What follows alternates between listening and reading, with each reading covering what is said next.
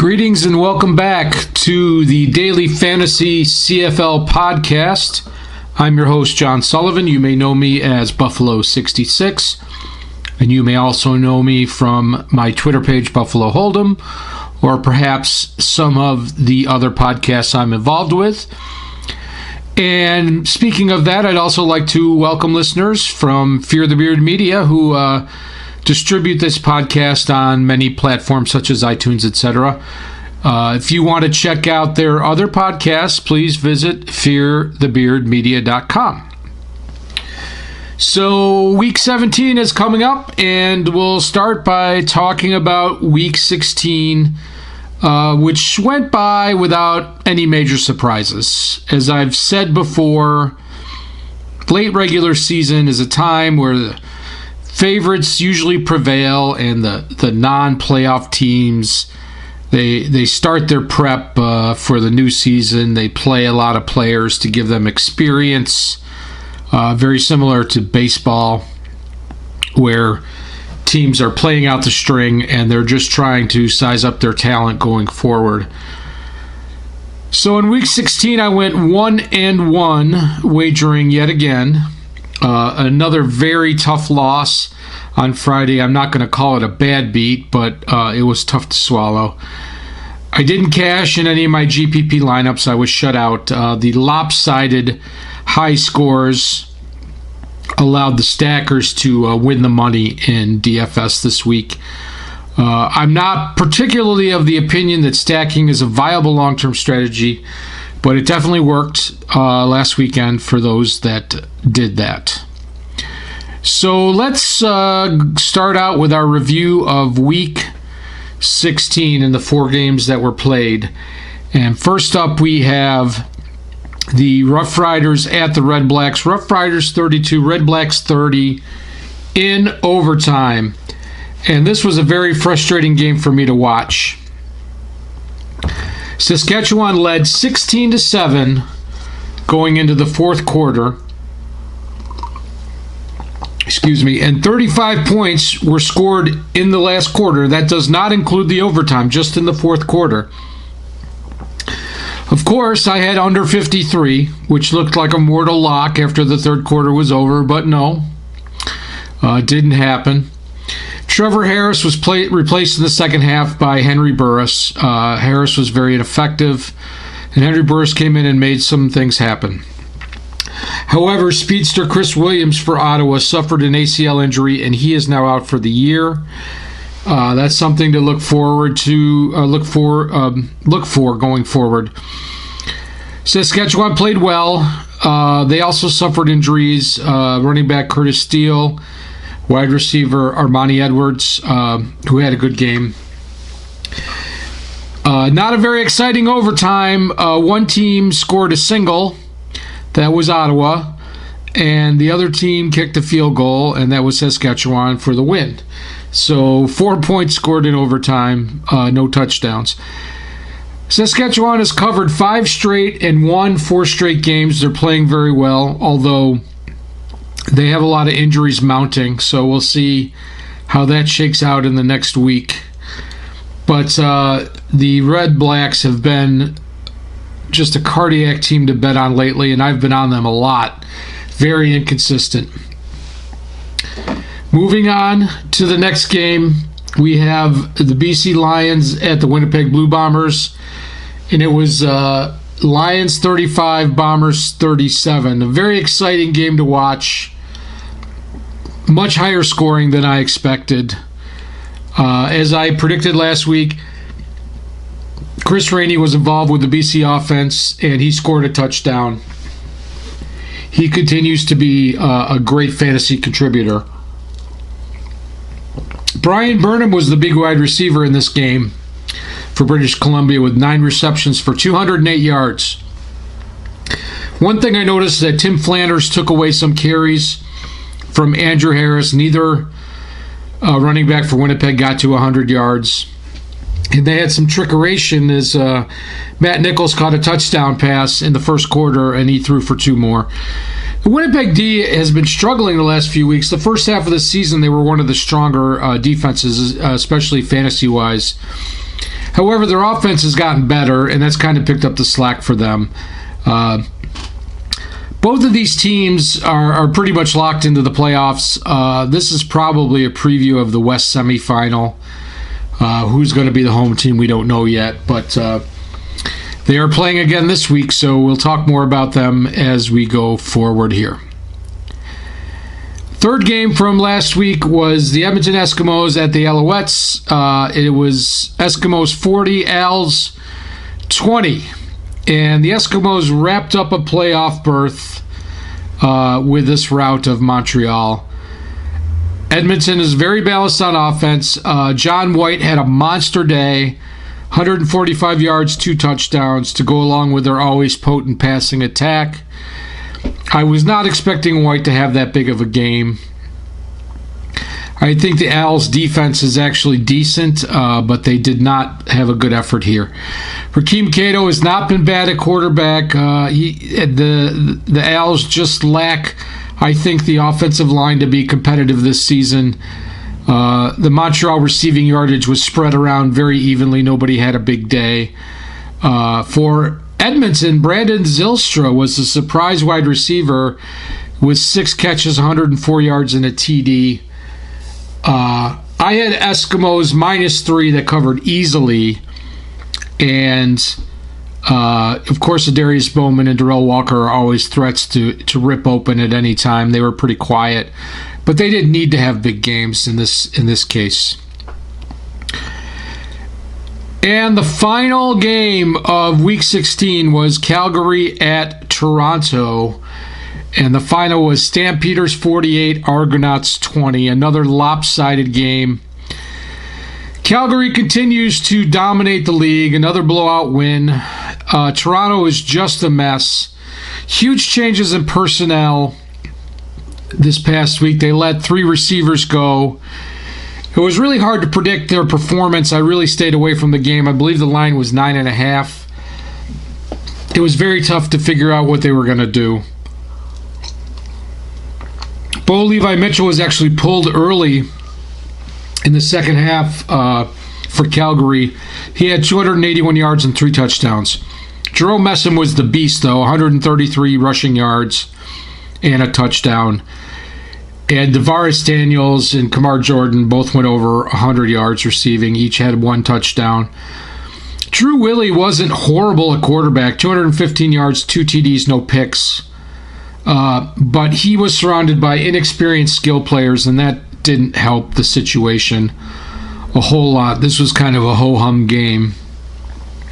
I didn't feel confident on either the side or the total here, so I just stayed away. So that wraps up the reviews. All of the playoff teams have been decided in the West. You've got 4 teams from the West, and Saskatchewan's been eliminated. And the entire East is below 500. Ottawa's actually leading at 6-7-1, and Hamilton is 6-8. And both Montreal and Toronto have 10 losses, but they're not eliminated yet. But it does look like Ottawa and Hamilton will play in the East. Who gets the bye is up for grabs, and the loser probably, or second place I should say, probably ends up playing Edmonton. So before I get into the previews, I want to thank Rosters.com for sponsoring this podcast. If you want to give DFS a try, you don't want to put up a lot of cash, I suggest you try Rosters.com. Sign up code CRAZY, and you'll get a $20 bonus on your $10 deposit. And that's $30 total in your account to play with right away. And maybe you can grow your bankroll just from that one deposit. So if you want to give it a try, that's sign up code CRAZY at Rosters.com. So we're going to go on to Week 17. I doubt that I will play GPPs this week. Maybe I'll throw a cash lineup up. But let's go ahead and preview the matchups we have for Week 17, starting with Ottawa at Hamilton tonight. Currently, Hamilton's -3, and 52.5 is the total. Battle for first place in the East. As I said before, Henry Burris is going for Ottawa. I think that means that Greg Ellingson and Ernest Jackson are going to get the most looks at wide receiver. Ottawa has running back by committee right now. Not really a great DFS option. I do like Trayvon Van, but I think he's priced too high for what you're going to get. On the Hamilton side, Caleros is out with a concussion, so Jeremiah Masoli will get the start. He's what I call the box of chocolates. With him, you never know what you're going to get. However, he's accepted his short yardage role the last few weeks very admirably and very efficiently, and has vultured a lot of touchdowns.